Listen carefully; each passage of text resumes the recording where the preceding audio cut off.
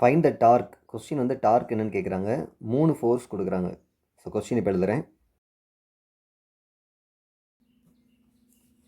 இப்போ ஃபோர்ஸ் என்னென்னு எழுதிடுவோம். Total force is equal to F1 vector F2 அப்புறம் vector F3.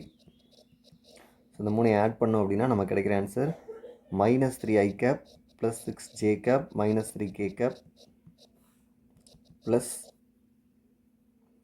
5i cap plus 3j cap plus 9k cap. So இந்த answer தான் கிடைக்கும். நெக்ஸ்ட்டு ஆர் வெக்டர் பார்க்கணும்.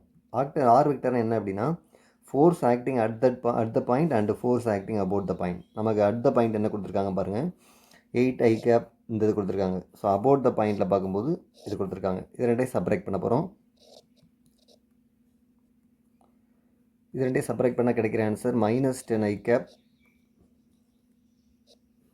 -9j cap plus 5k cap. இப்போ F ஆறு கிடச்சிச்சு. அவங்க கேட்ட கொஸ்டின் வந்து டார்க்.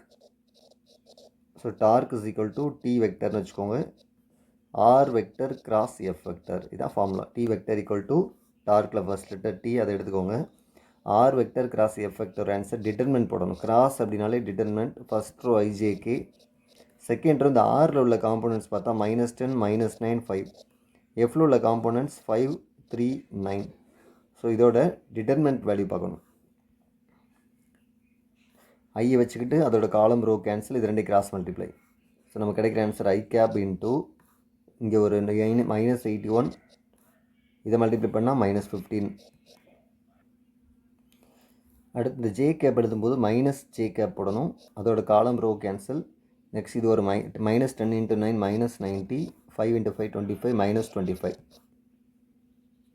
லாஸ்ட்டு ப்ளஸ் கே போடணும். ப்ளஸ் கே கேப், இதோட காலம் கேன்சல், ரோ கேன்சல். இங்கே ஒரு -10 × 3 -30 மைனஸ் 5 × 9 -45 ப்ளஸ் 45 மாதிரி. ஸோ இதுதான் நம்மளோட answer for torque. First number பாருங்கள் 96 -96 ஐ கேப். செகண்ட் நம்பர் இதை பார்த்தோம் அப்படின்னா +115 ஜே கேப். லாஸ்ட்டு வெறும் 15 கே கேப்.